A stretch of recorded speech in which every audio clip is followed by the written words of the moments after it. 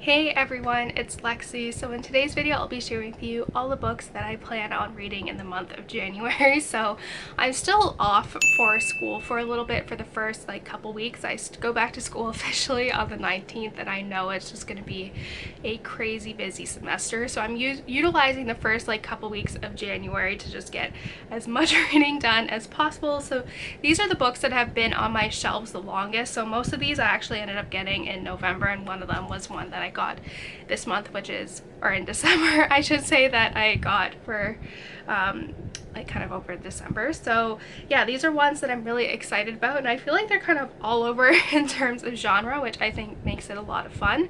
But I know I've been mentioning this in the last few videos, but if you guys saw, I had the Etsy thing pop up in the corner, so I have my Etsy shop up and running now. It was just a fun kind of creative kind of activity to kind of keep me busy over the time that I've been off school. So if you guys want to go and check it out, let me know, but I have it linked down below. But I kind of have a mix of different things and all that. But yeah, without that announcement, without further ado, let's get started. So starting out, I first had the Tales and Teacups book club picks for the months of January and February. So that for this one I think was one that I'm very intrigued about, and a couple of you guys had mentioned that you guys really enjoyed this book in some of the comments, so I think I have high expectations for this one. And it is The Midnight Library by Haig. And so basically the premise of this story is that this person, I think, is suicidal or commits suicide, and essentially she is sent to the Midnight Library, where she gets the chance to kind of do things in her life differently and kind of sees how they play out,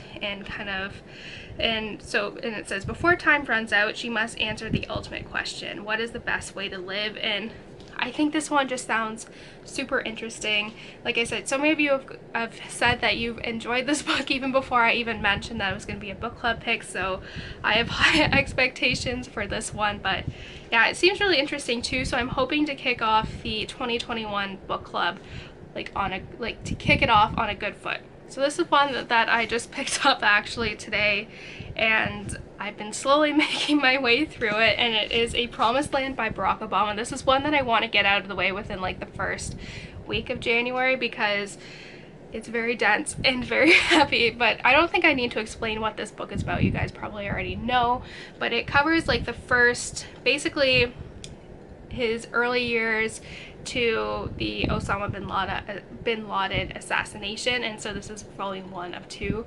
But yeah, I'm really excited about this. I'm about 40 pages into it, and I really enjoy it so far. Me and my boyfriend are actually reading this together, and he texted me saying that make sure you have your dictionary ready, because he has some words in here that I've never heard in my entire life. So I've had some of them I can figure out what they mean given the context of the sentence, but in other cases I honestly have no idea. So yeah, other than that though, I really enjoy this one. I feel like he doesn't talk a lot about his personal life in here. It's more so about his political journey.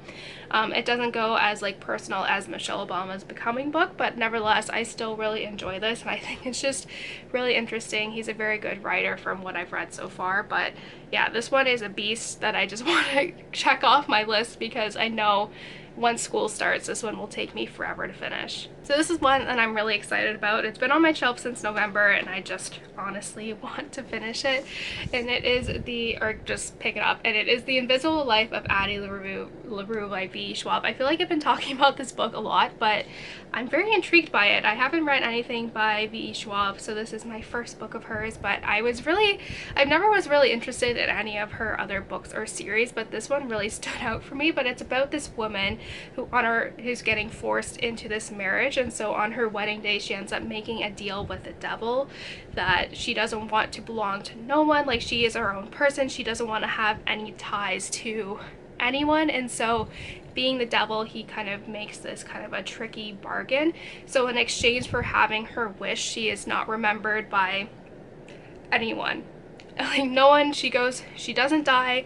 She just goes out throughout her life, no one remembering her. And so she's done this for hundreds of years until finally she walks into this bookstore and she's remembered by someone, and it kind of goes off from there. But this one, like I said, it just seems super interesting, and I've heard really great things about this one. So hopefully, like I said, I've been talking about this one for so long, I just need to pick it up. So this is one that I'm really excited about, and I love this author, and I was just quickly reading the synopsis and I realized that one of the like brothers in the original Codename Verity like trilogy, I guess, also appears in this one, so that is really exciting. And it is the Enigma Game by Elizabeth Wein.